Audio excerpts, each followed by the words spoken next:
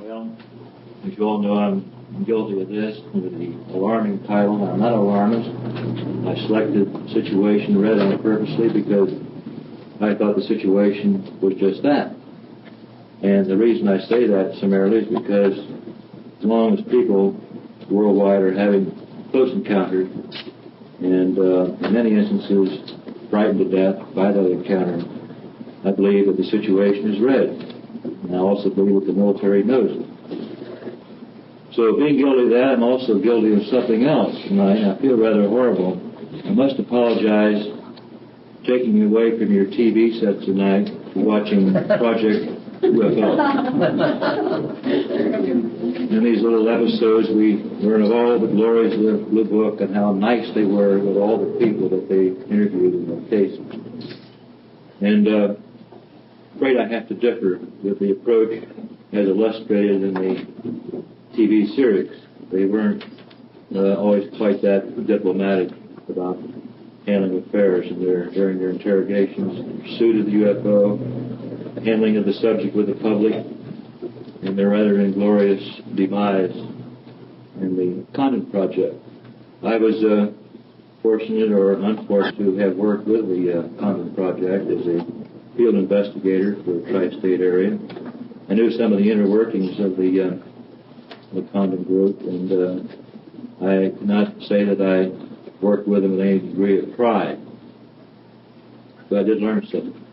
And all the past experiences, whatever they may have been, including my working with the Air Force back for 3 years in the early 50s, operating under the code name Foxtrot Kilo 30 Blue, where I was asked to report to the Air Defense Command, Columbus, Ohio, all UFO activity in our area that I considered worth reporting. In other words, what I sent them was based on my screening, my knowledge at the time of what a real UFO might be.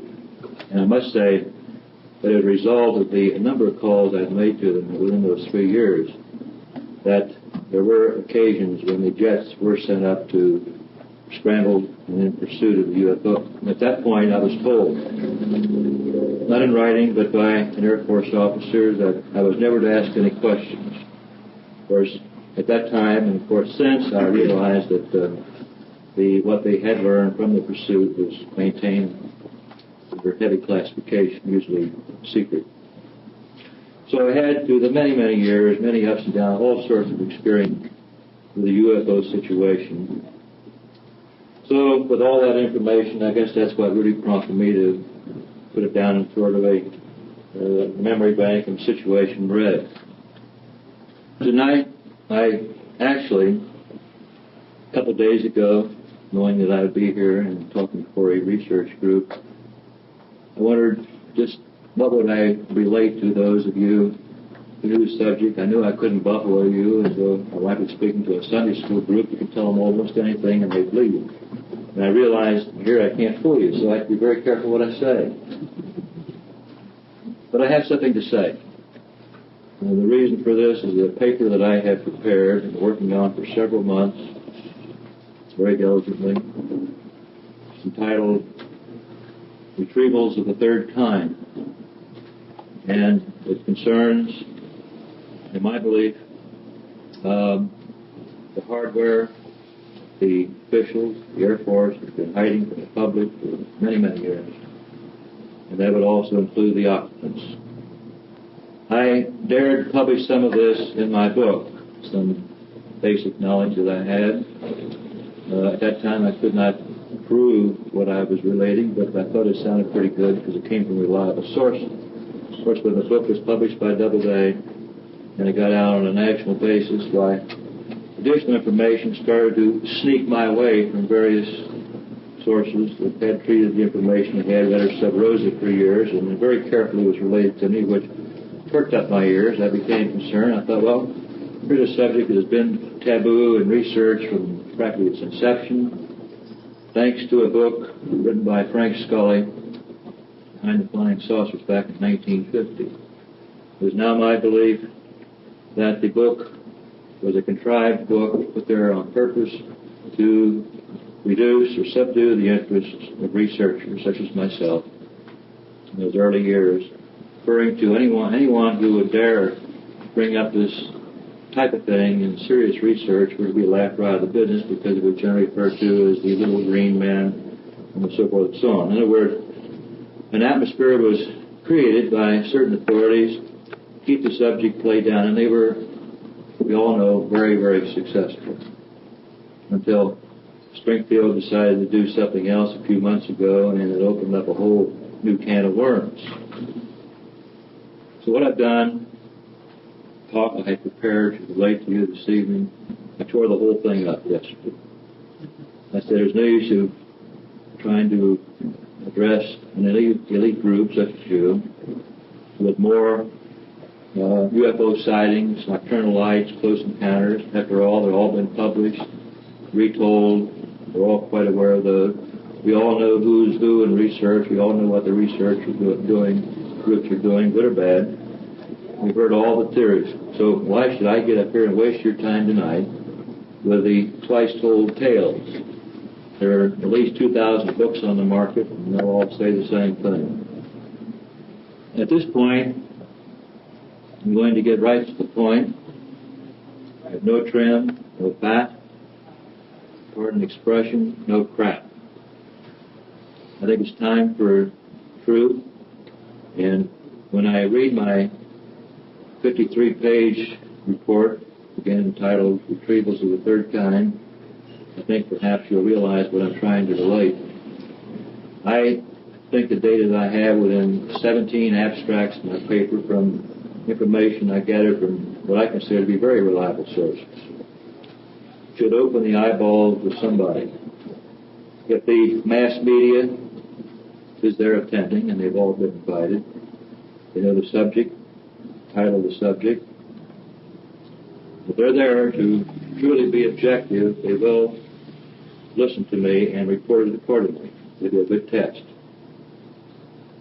So what I'm about to write, it's a very, very, believe me, very sensitive subject. Now, I'll warn you, tonight when I speak with some of these matters in this subject, I can only tease you, because I cannot reveal at this time the contents of my paper, which will be revealed on July 29th in Dayton. As you'll probably all know, the UFO Symposium is an annual affair, and each year a city is picked.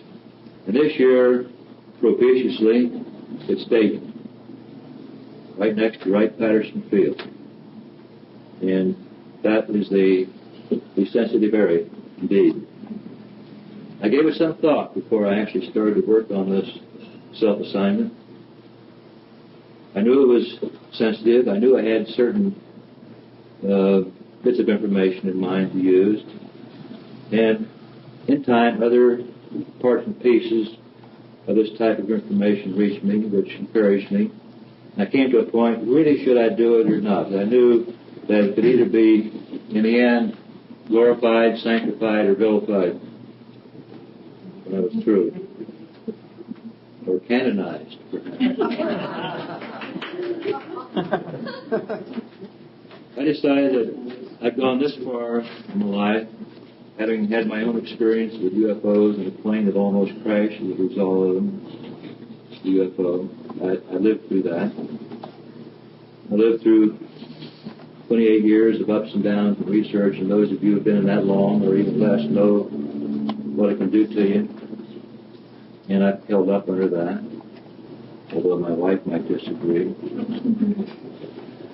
But anyway, I survived it all. And I thought, well, let's tackle the big one. Here's my swan song, here's my big challenge, to really go into this all the way. And I did. I put everything else aside to concentrate on this one endeavor to collect as much good, solid information as possible from the best sources to make the paper as solid as possible to present for the world public. Certain bits of information came to me in rather surprising ways. People following a talk would come up and say, I have something to talk to you about when everybody goes away. I had one excellent case in this regard, a man who had seen the retrieved occupants firsthand. He described them to me in the circumstances before. And this I thought was just a little strange because it came from a pilot who had been in the military and had top security clearance. And when I got this little information, I decided that this was the turning point that I would pursue it. And I really did. Everything to me that it had been at one time a rumor or something, fifth, sixth, eighth hand, I went after it. It took a lot of doing, very careful, cautious, persistent work, and practically became a 24-hour daily job to pursue many of these loose ends. But I did it. And the long story short, by January, February this year, I'd come up with an amazing amount of material. New material that had never been known to most researchers before. When you get into a sensitive area like this, if you get by the one person, sometimes they can relate you to another person who may be way over in Timbuktu, but you can eventually get to them. Again, being always cautious, diplomatic, and all the other virtues that goes with getting information. So by April the 5th or 6th, I had completed my papers. And I took a good long second look at everything, wondered, should I really do this? And I said, well, I got it finished. There's all the works. Why not? So I informed Walt Andrich, director of UFO, that I had come this far, the paper is ready. I marked at the top, confidential, in red. I asked Walt not to reveal the contents of this paper to no one, even the typist and the printer. That's a joke, but they got to see it. But anyway, I had laid some careful groundwork. I retained a copy at home, the original copy. I turned a copy over to another person unknown to anyone in case something should happen to me or my paper. Perhaps it could be purloined. And so I'd made a lot of groundwork, a lot of little preparations, which I won't go into right now in case something happened. Then some rather amazing things happened. And I guess in this particular area I have to tease you because I can't really tell you what happened. I feel a little abashed by that, but that's the way it is. I can say this, that it is an extremely sensitive area that I picked on. And of course, the subject, as I had mentioned before, retrievals of the third kind includes the retrievals of the craft, UFO, and the occupants.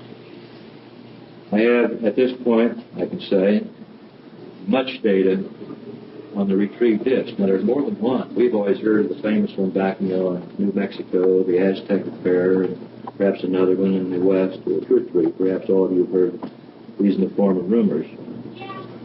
Well, I have 17 sources of information concerning a number of crashes throughout the United States, exclusive of those overseas that I'm aware of. These will be presented in my talk in Dayton. And then since then, I've added 8 more sources, which will not be in the paper. Some of these sources will be used in the form of addenda. 2 of them are so super sensitive, I'm not quite sure at this time if I can use them. But I'll give it 100%. Then there's another source, under no circumstances can I reveal. It all sums up to this, the information I have right now. Surely as I'm standing here, I guess I'm standing. But I know this, the real UFO, at least one of them, one kind, does absolutely exist, incontrovertibly exist. And also I'll say that incontrovertibly we have them. We've had them in military custody since 1947. That's one retrieval I'm aware of. No occupants. 1948 with occupants. 1952, 1953, 1957, 1962, 1973, and 1977. We have retrieved craft with occupants, and there are more. Much of this dating, I reiterate, will be revealed in 17 abstracts of paper.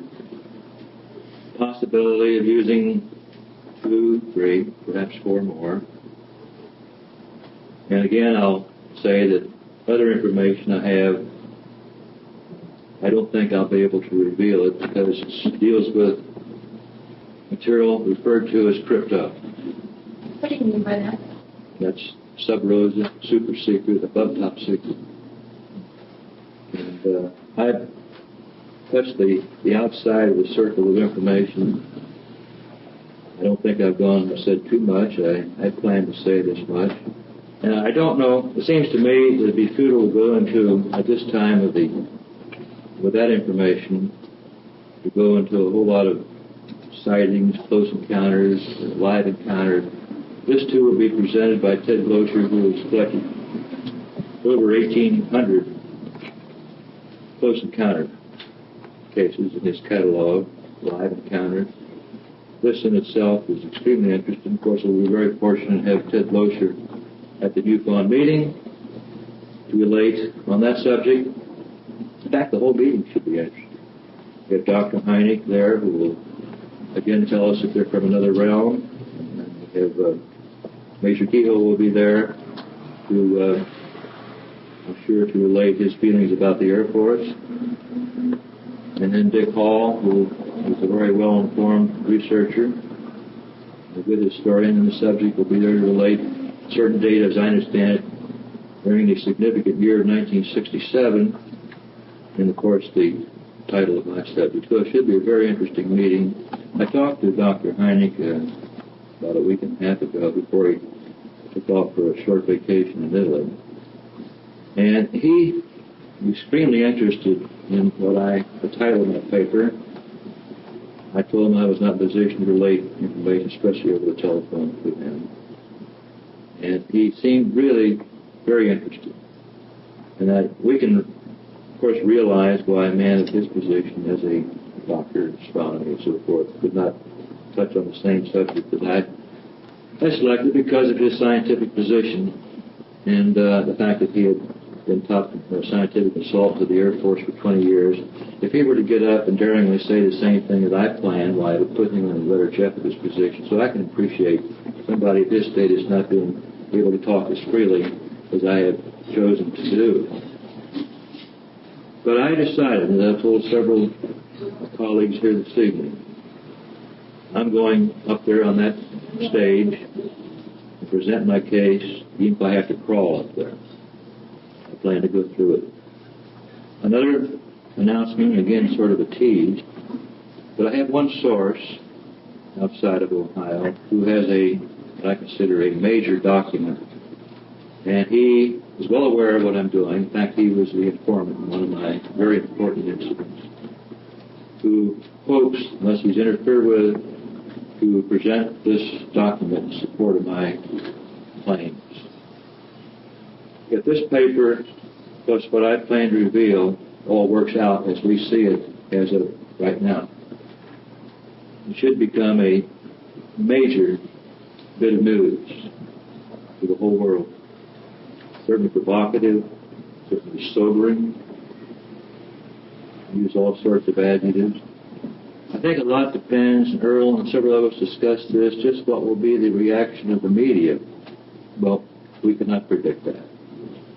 Earl mentioned that perhaps it may get as far as Dayton newspapers or the Cincinnati Columbus paper, maybe Ohio, and that'll be about it. I really don't know how they'll react. If there is a reaction to what we present, relate, and it does make AP, UP, CBS, ABC, and NBC, I think it will reach proportions of a saucer Watergate. I think there'll be senatorial investigations because they're going to have to disprove what I'm saying.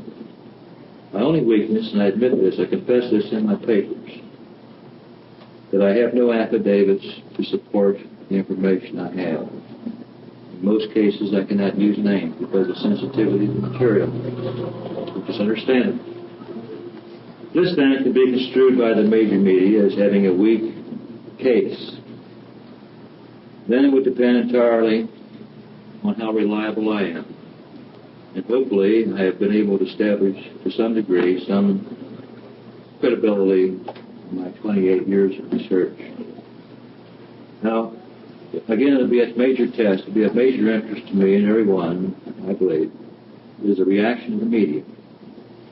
I can anticipate the reaction of general researchers in the field, and the general public I wouldn't dare predict, but I think first of all, we have to run over, we as researchers, and we do number in the many thousands. If we can get things moving there, that's at least something in my favor. But again, it's still, we have not convinced the nation. We're only talking amongst ourselves. This is what we've been doing for years. Researchers are talking to researchers. What I'm trying to do is get to the public, the masses, the media. If I can accomplish that, something's going to have to give. So it's going to be a good test. I don't know how to predict it. I could get shot down and suffer a character assassination in the works. And I'm willing to go forward, I'll say here and now, it's 2 months away, and stand that risk. Because I believe what I say. I know the information I got is from, as far as I'm concerned, unimpeachable sources. Rather than go on again, I say I scrapped my talk, which I would normally make.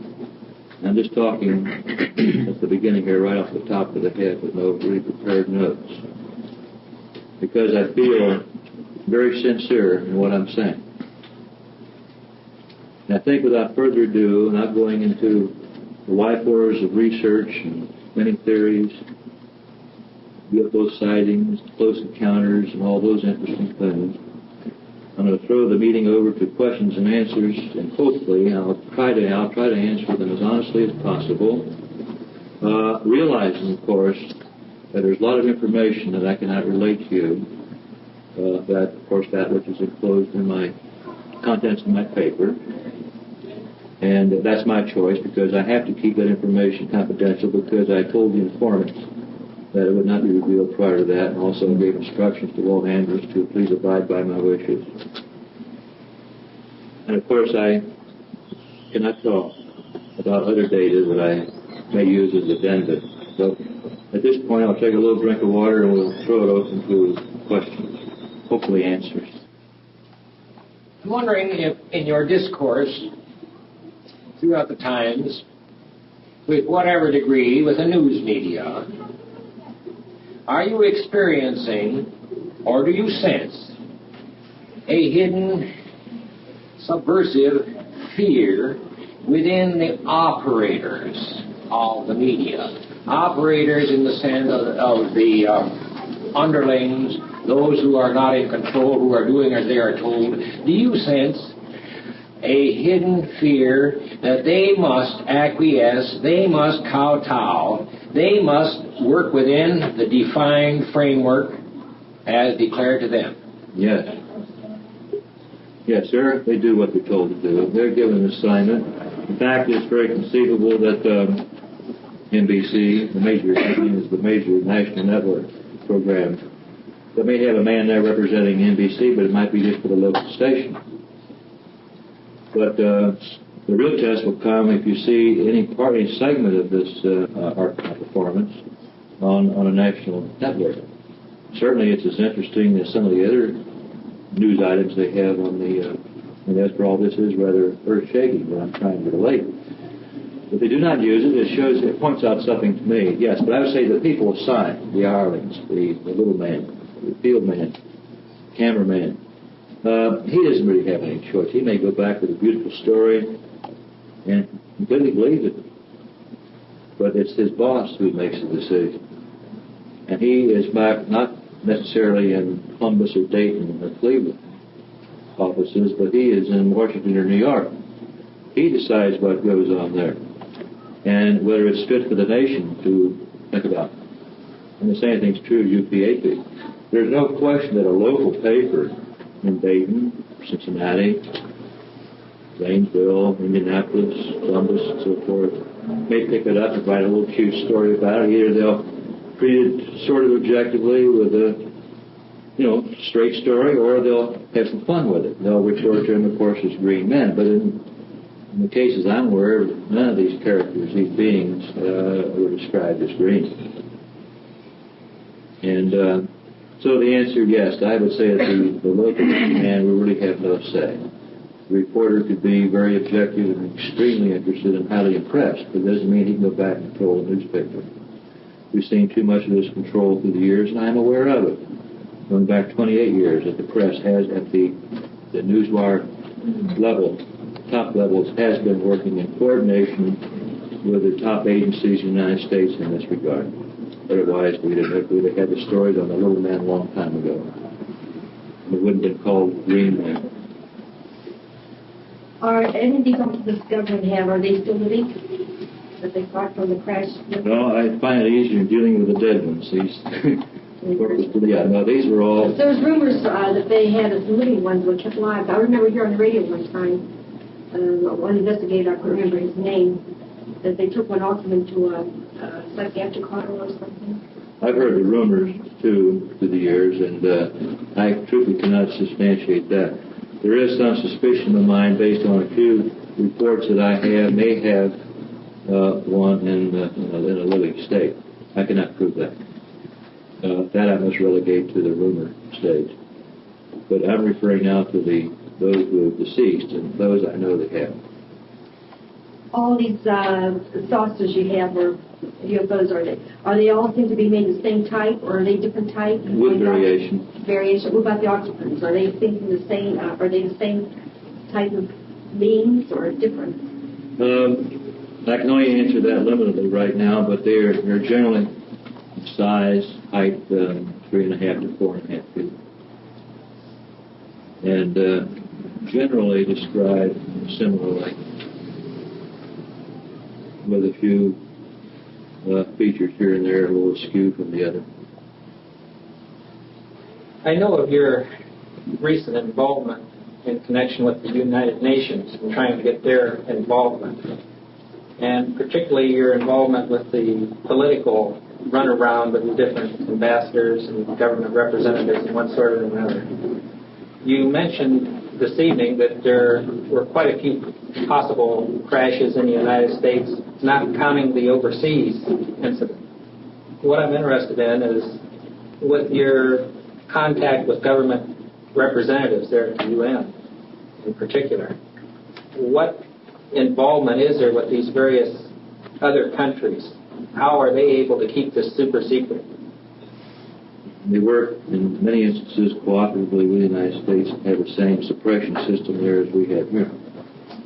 They all have their equivalent of the CIA. And many of them are connected with us to NATO. Of course, we work cooperatively there.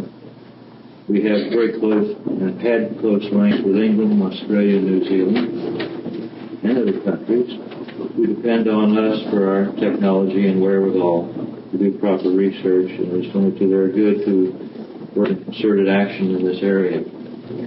In reference to my work at the United Nations for 1 week last winter, I was asked by the Prime Minister of Grenada to work with his ambassadors in presenting, hopefully, at the United Nations 32nd Assembly to introduce a committee, a working group within the United Nations, and I gave my full support of that. This was known for the United States government, and I even advised them on the approach to at the United Nations. And I sat in on all the meetings at the UN.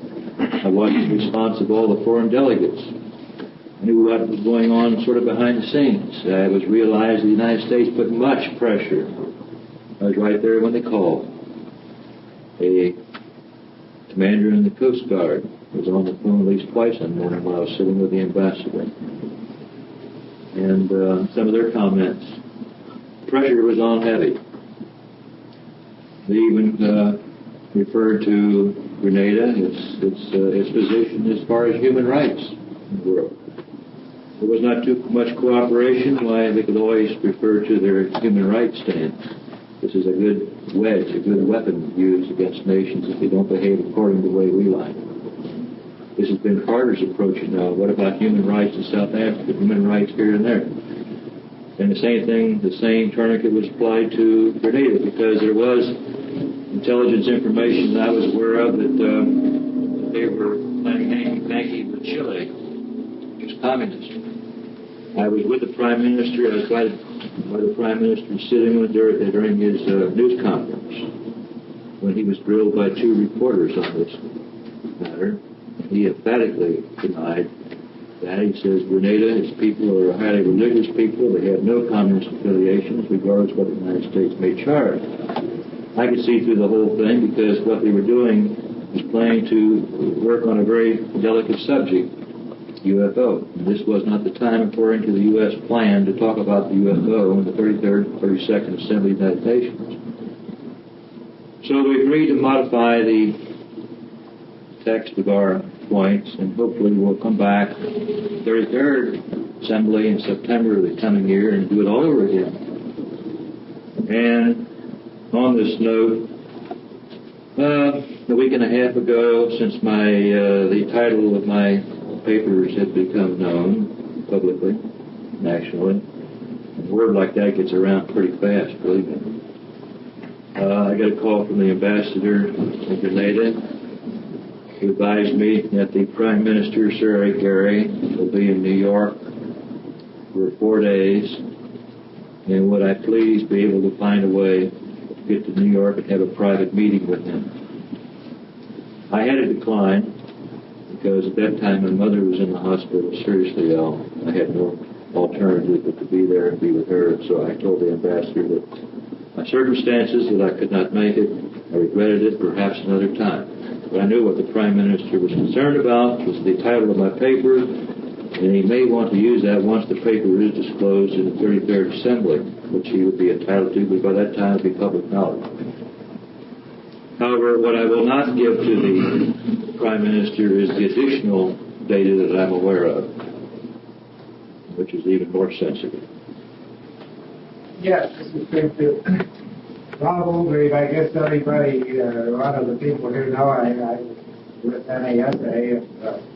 I've told them many times that NASA keeps few secrets, in that the information that they've sought officially it's been widely disseminated.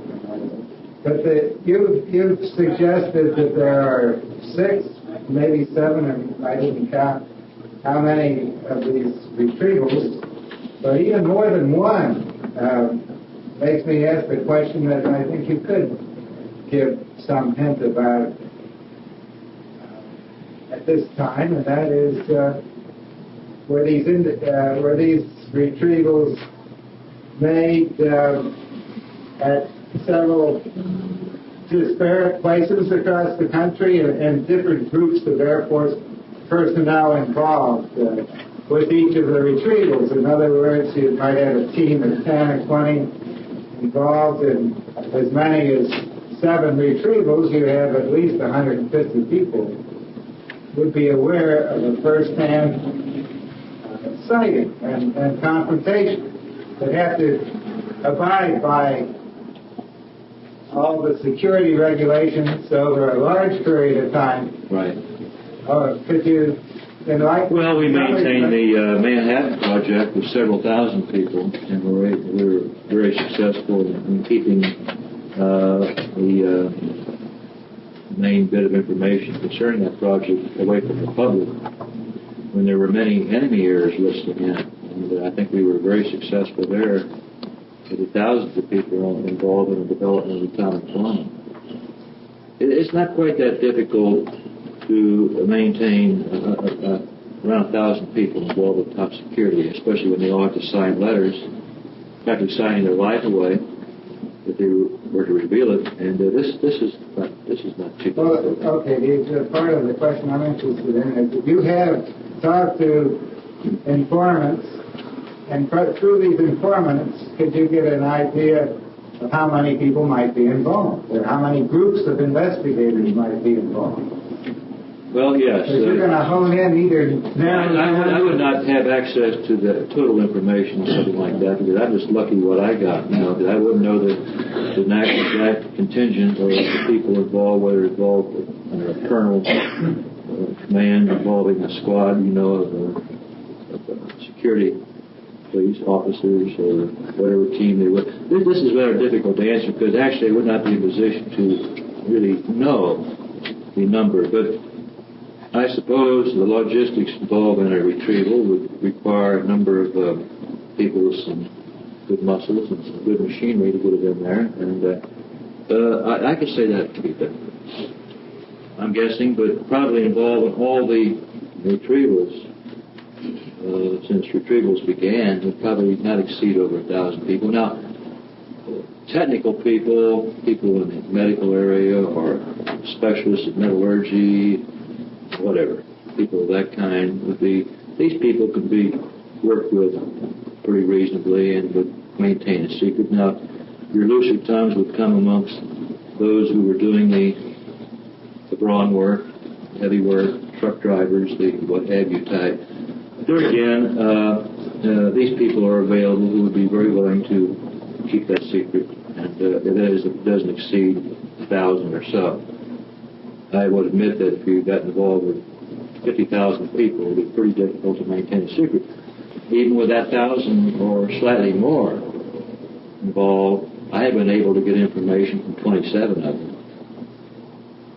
Well, limited information. Well, not the entire. That's what I was suggesting, because in talking to 27 people, This is only recently. the direction it might go to me, and 1,000 might be an expansion. So I was interested in that. Whether it was an elite cadre that shipped here and there and everywhere to do this. Comment on that too. I do believe that we have the elite cadre too, specialized in this type of work, who move on a moment's notice to any area where there's a retrieval necessary. But there would be a lot of people highly locally that would be involved. And yes, this is a reasonable assumption. These retrievals, are we to assume that most of these are shot down, or half of them are mechanical failures, or what? That's a question that I have. No one has been able to clarify that to me. I'm assuming that these were due from malfunction.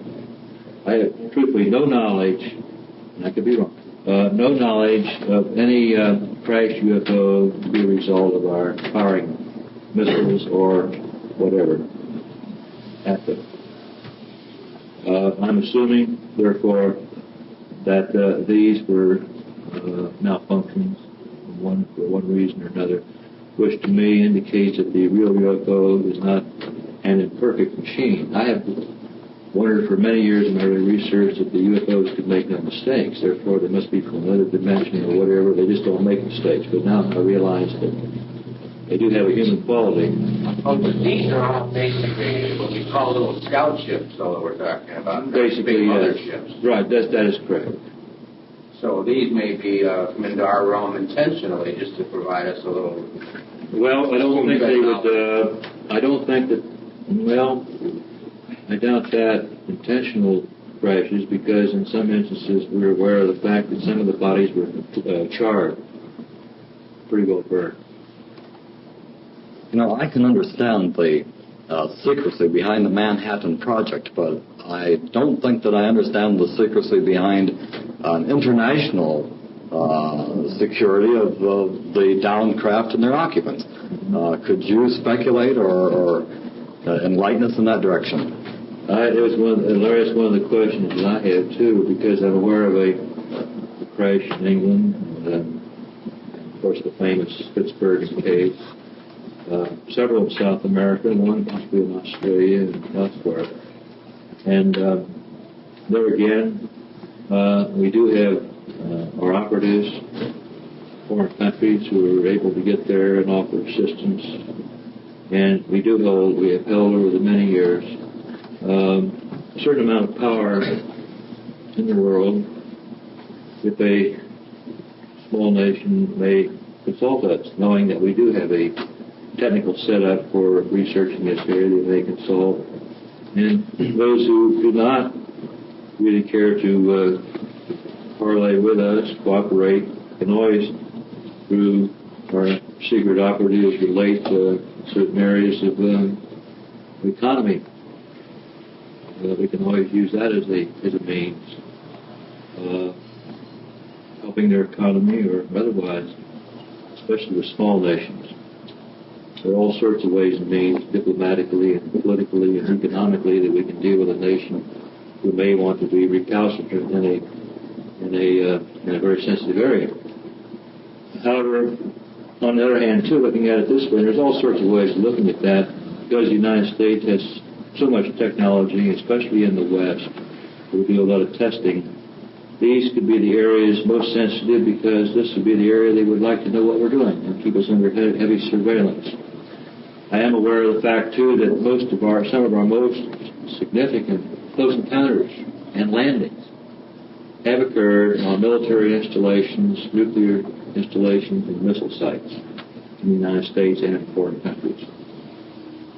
So if there is curiosity in these areas, therefore there will be a preponderance of UFOs also in these areas, and also thereby a greater chance for a crash instance in each of these sensitive areas.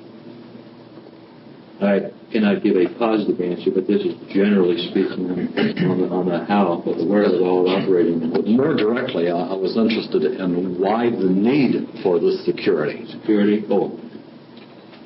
Well, why is there secrecy? Right. That's many answers to that one. One, the old throwback when the CIA believed that there would be a cultural shock back in the 50s, and therefore the public was not prepared for this sort of thing, therefore say nothing, deny everything. Let's create an atmosphere, resolve the Robertson panel to say nothing, no matter what means we need to keep the information down, do it. And that would, of course, the idea of the fear of a cultural shock, or psychological panic, or philosophical panic, or whatever. That's the old popular reason for suppression of such information, which could have been applicable through the years.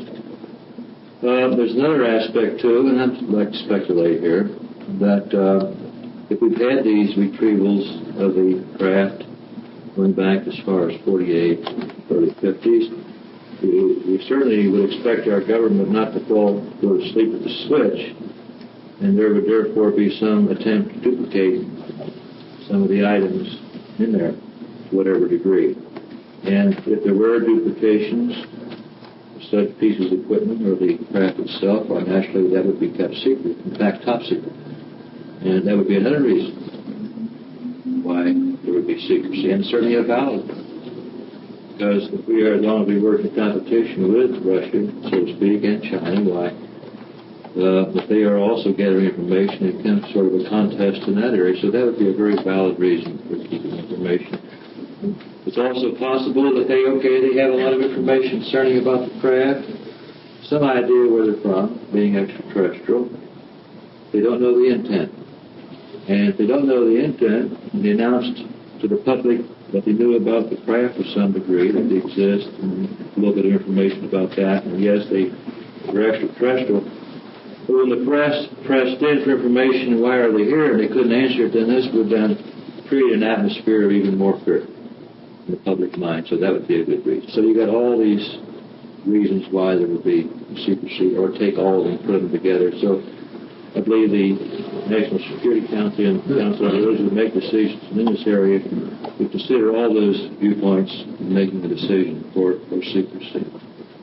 Until, of course, as it's building up now, I think there's a realization at this point that they cannot do it any longer, and I think they are working on the ways and means to bring the public into their confidence. And you may see more of this before the year's out.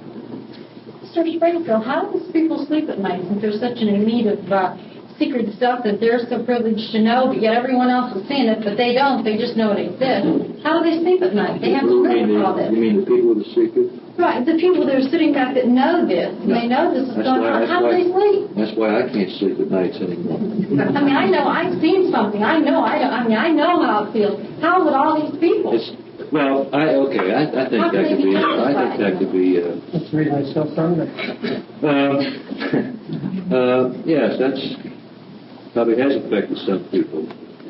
But if you take a hard military man, for example, those who've been in combat, seen death and all that sort of thing, that is able to develop a sort of a callous attitude toward whatever it is. In other words, you have to go out and face death during a war, and you build up a certain amount of immunity to that sort of thing, and you can take it.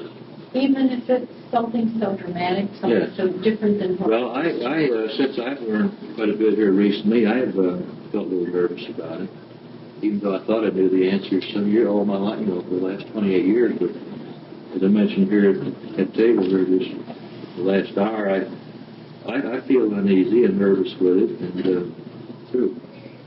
Well, would you care to comment about the gender of the PTs, as you know it? Or is that still? Yeah, that still is. Sorry, I asked it. No, it's a good question because I'm trying to learn a little bit more there too, and what I have is really not too much. I mean, to comment on it, and I'm trying to get this from a couple of sources myself. You said gender, so we know right there. Yeah, we're assuming unless they're all clones that they have the same organs that we do. There seems to be a division of interest. The psyche, the pure UFO, and Bigfoot, and possibly one or two trailing off interests. Now, it just seems that the Great White Father government is only interested in the hardware. They're not interested in these valid enough reports of Bigfoot. Well, I agree. We do have valid reports of Bigfoot. I don't know the relationship, the real relationship between Bigfoot and the UFO, although we admittedly have information that seems to put the two together, align the two. In some way we have UFO sightings in the same approximate area of Bigfoot. But we really don't have any, to my knowledge at least, in Ted Glosher's catalogs, 1,800 cases where Bigfoot was seen either leaving a UFO or boarding one, whereas we do have a little character seen to do these various things. Unless Bigfoot has been designed by them to come here to do a certain thing and to make himself known in all the things. See, at one time Bigfoot was known only up in northern Canada and the northwest, with Sasquatch. And here in the last 15 years, Bigfoot has suddenly become ubiquitous. I mean, he's in Pennsylvania and all over the place. He's in Ohio, he's in Oklahoma, he's everywhere. And that's pretty hard to account for why he became so omnipresent everywhere. From his little corner up in the northwest, and I cannot account for that unless this being has been developed, or they have a counterpart to it, or took it and developed it for some reason. This is strictly speculation, and then threw him all over the United States and do his thing, whatever that may be. But I don't know what he's doing. When he's ever observed, he retreats. He doesn't really do anything. He's not hostile. Would you be at all amenable to a guess that Bigfoot is indeed genetic manipulation, genetic experimentation, genetic engineering on the part of the intelligences? Yeah, I would say this. See, I had no information to support it. This would supplant a misconceived idea of certain interested parties in our level that could these hairy creatures be the pilots of these craft? I don't think the pilots. This is the inference. No, I think the pilots of the craft are the entities that I had described in my, as occupants in my, which I'm describing in our paper. The Bigfoot, if he is a part of UFO, would be merely a byproduct of it, would be used for certain reasons, perhaps for testing purposes of some kind, for surveillance purposes that we wouldn't understand. That is, if that's what the case may be. But I think we have to go back to the old Indian stories of Sasquatch. Same thing's true of Yeti and Himalayas. We don't have the old Sasquatch settled yet. He may be a throwback of man. We don't know. Maybe a primitive type who's been very elusive. However, the reports, especially those from Pennsylvania, indicate, Stan Gordon's research, that there could be something psychic about the Bigfoot's appearance. It does have lesser toes, I believe. Am I correct? And the Sasquatch, one less toe. Am I correct? But anyway, these are observed with large, glaring eyes and behave a little differently than the earlier Sasquatch type. And frankly, I don't know how to really account for that. I mean, it has not been a part of my research as far as the retrieved UFOs and the occupants. There's no affinity, to my knowledge, with the Bigfoot. Do you agree with Dr. Heine so far as the mutilations are concerned? He feels they have nothing whatsoever to do with any craft or occupants. Well, that's Dr. Heine's feeling, with respect to his feeling in that matter. But there were alerts, by various states in the West because of the intensity of this survey. And then so much of it was suppressed, logically enough. Certainly it's not the type of thing that you want to read about in the papers every day. But again, this is mysterious as the Bigfoot. We have the mutilation cases, again, sometimes in association with UFOs and the so-called mystery helicopters. And there we have no more positive information, nor can we make any conclusions. And I think the case must rest there until there is more conclusive information. I certainly don't have it in that area. I'm very interested. Are you aware of any duplications of any of the down crash UFOs by our government? No, I can't comment on that. Yeah, again, I'm trying to find areas where I think you could, if you don't wish to expand upon here with us, you'll be expected to expand upon in July. Right. And I'm trying to think of what types of questions you ought to be able to comment in my mind as a result of having talked to 26 people Right. who are in some way associated with these retrievals. If, and one direction, as I suggested, you could be expected to go would be to find out who they knew and how big a group they were working with, and how many areas or what Air Force bases were involved in any of the investigations. And I'm not expecting any further answer in that regard, but I think I would expect that in July from you to establish credibility. Maybe not.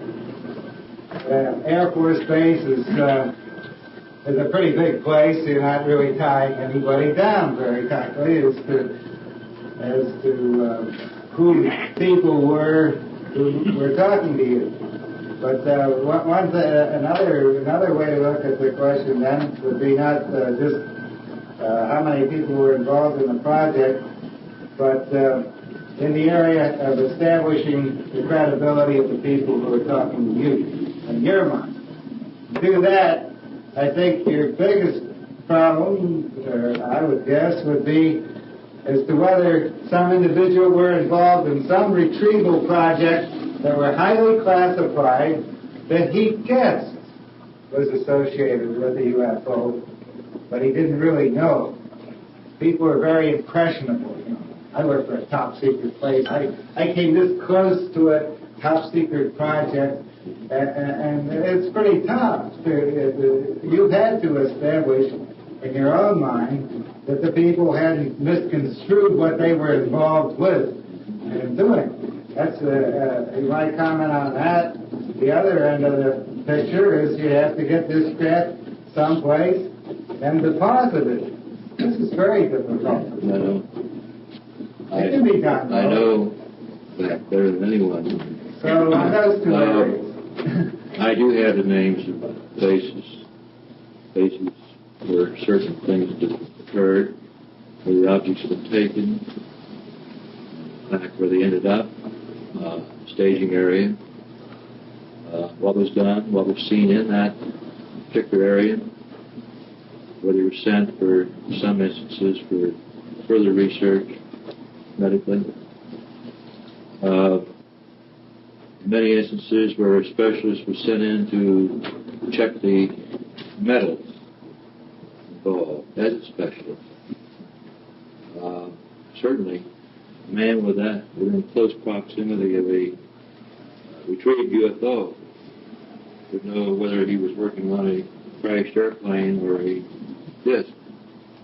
And when a description of the UFO is given, its precise size, the position of the hatches and the interior, the supporting photographs and the works, which I have, is good enough for me. Now, but again, the weakness that I have is not being able to use his name. But again, the weight of my case is in the preponderance of material. If I were to come out with 3 or 4 cases, it would be quite strong. But hopefully, not being able to use the names in most of the better instances, it's understandable. They'll have to go along with us. To breach a promise there would be something I wouldn't do whether I got my name spared or not, because I think what I'm doing at this stage is something no one else has ever attempted to do. And I feel like doing this much is the beginning. And there's always a possibility that at a later date, maybe a month after that, 2 months, fall, I will present a second paper to certain channels with additional information, perhaps with even the names. Because I tell you this, I feel as though the climate is changing and that there may be more revealed in due course, and perhaps I might be in a position to reveal some of it. Springfield, last year I've read twice at least, 2 gentlemen in France that allegedly were able to duplicate the propulsion theory of the saucers. Is there any credence to that at all in your experience? Can you name the 2 gentlemen? I think I know who you mean. I met them. I've talked with them. They expounded their theories in this regard at a conference in Chicago, conducted by Dr. Heine, sort of a closed-door meeting. I was privileged to attend that. I listened to the complete discourse in this area, which to me was very intriguing. However, I'm not a physicist, and nor would I understand that their suggestions or ideas were sound or otherwise. Certainly sounded good to me, but I would not be in a position to criticize their theories. And certainly what they had posed, at least, was seemingly understood by those in the qualified area. Looked good to them. People in a position, as physicists who considered the matter, the papers, looked good. And that's about all I can say. But I'm aware of these 2 gentlemen who presented papers. In regard to the ETs, do you have much evidence of a medical examination, all the fact that they maybe have the same type of flesh and blood that we have? And so anything that... I'm aware of certain details of the general configuration and certain facial appearance of the being. At this time, I can reveal nothing medically about the being. Maybe sometime in the future. But right now, what little I know, I prefer not to mention, and the possibility of learning more. This is a very vital area to me, and but what little I know, I'd rather not reveal. But I do have a drawing here that I have made. It's a composite of the. I can't let you have this for duplication at this time, but this is a composite of the facial features of the entity, generally speaking, with a little give and take here and there. And I think I might be in a position to comment on that in about 2 more months. Am I allowed to ask you one question? The way they breathe like we do. That I don't know. As far as you know. Okay. That I don't know. I could stand here and conjecture on a lot of things on what little I know. And my guess would be guesses, and they could be completely wrong and erroneous, and therefore I'd be misleading. And I'd rather be reticent in these areas than come out and sensationalize. I think I've done that enough. I think I've sensationalized already by bringing up the subject without giving you any more details. But hopefully, in time, or at least by July 29th, I will have even more data to put in my roundup or the wind-up of the papers than I have now. I'm leaving this open, how I'm going to end mine. Yeah, because the reason I asked you that is the one figure that I saw on the sign I had was I could see, like, where we normally would breathe by our mouth, I could see, the part right through here would be going back and forth, and we were breathing somehow through here. Where did you see that? In my home. Well, I don't think anyone really could at this time. We can only conjecture. Again, if the intelligence is so far advanced over us in so many ways, technically, it probably would also be advanced in the area of psychics. And having possession of that gift, they would probably be controlling our minds, letting us see what they wanted to see for whatever ulterior purposes they had in their minds, their thinking, their rationale, and could have mesmerized you or put you in a thought-controlled position where you were putting it together based on their control of your mind. I made myself good. But the belief, my belief is that they do have the power to control the mind, because in most encounter cases they don't really talk. It's all thought control anyway. In the preponderance of cases that I've investigated, apart from what I know about the little dead creatures, but they don't talk. They don't verbalize. I've had descriptions given to me by people who've had contact or whatever you want to call it, close encounters, very close, with psychic effects of the whole works. And descriptions there would fall precisely in line with what you're relating. People will have effects where they see everything in mathematical equations for weeks. They'll see the ocean in red, sky green, everything in opposites or in blocks or whatever. There's all these the phantasmagoria, the whole works. All this in a complete disarray and as a fantasy, and we cannot account for that, and I certainly can't. But these are cases that I'm sure that are being looked into hopefully by a Heinrich group someday. I hope that our scientists who say that we're dealing with something from another realm or whatever, that they can put some of this together and form a pattern so that we will know something someday. Just talk about it all the time. I hope we can find a pattern for this stuff. Yeah, but see, like when the sighting began, my home was being lit up. It was a half hour before I ever had the sighting.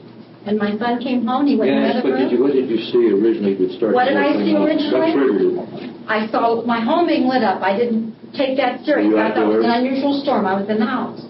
And as the light would come through the windows, it would be like a wide width and come up. There wouldn't be any points. It'd come up to about that wide, at the top. And it would light up 2/3 of the room, all the way through the hallway and all of the room. I didn't take it serious. I thought it was an unusual storm.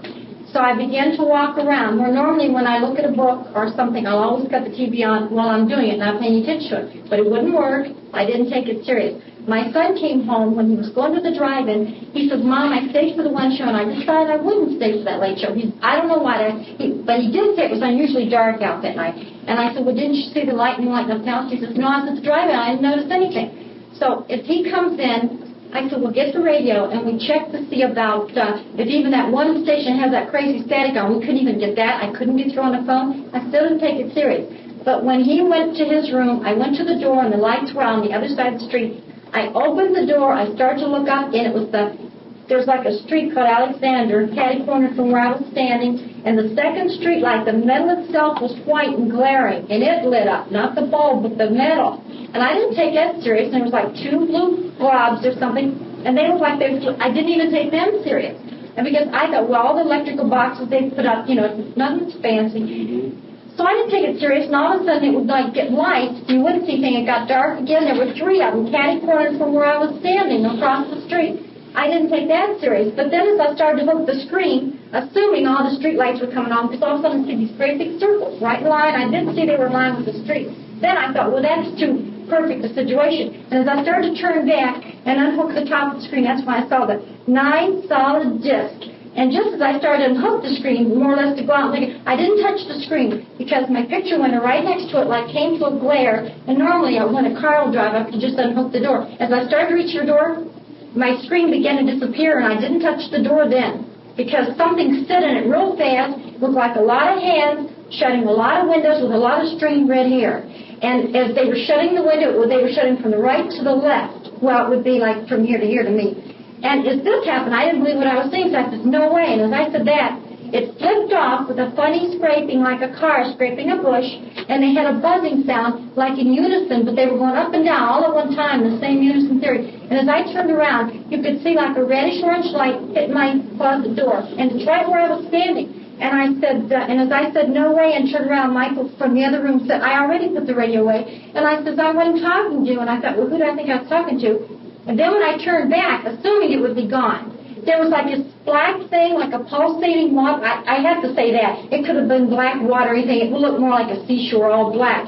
But it was like pulsating, like you know these things at the carnivals and stuff, you'd walk in, and like it glowed. When I tried to look up, it was just like black glare, and I probably assumed it was sky. You know, but there were like a lot of, like yellowish type eyes in this thing.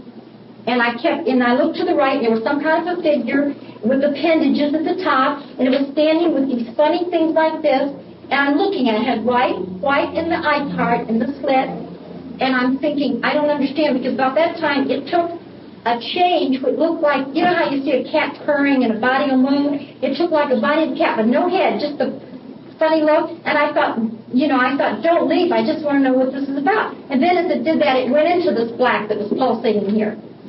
And then all these eyes were in there, and I kept thinking, I don't understand, And then I just when the one eye would go, they would all go just like steps and blocks on a pyramid or something. All would go at one time, right in unison, and the one stayed the longest. And after that's when, it was like there was a projection of a plane and someone getting on with a briefcase, and they had a light, thin, it was a type suit that was hanging very fine, not like a knit, but like a nylon type thing, would hang flat. But there's one thing different. The plane ladder had no things where it was solid. It was like it was hanging like a rope, but it didn't move. It was hard like a metal pole would be. And you saw the person projecting on it, and walking up on it. About that time, my son's name was mentioned, and it felt like a hit on my neck, just like you'd take your arm this part. And as I did that, I was standing back at the door, and then I said, you know how you see it and you don't believe it. So I said, Father, please let me see them again. As I said that, I saw that looked like the clouds opened up, and you saw one big metal disc with a smaller one, and there was a black line around the middle, but I only saw halfway with a black circle underneath it. And then after that, there was a very unusual lightning bolt that looked like a Hercules thing on TV. And I thought, well, this thing goes down, well, everything's really going to get, something will happen. And what was your son? He was in bed.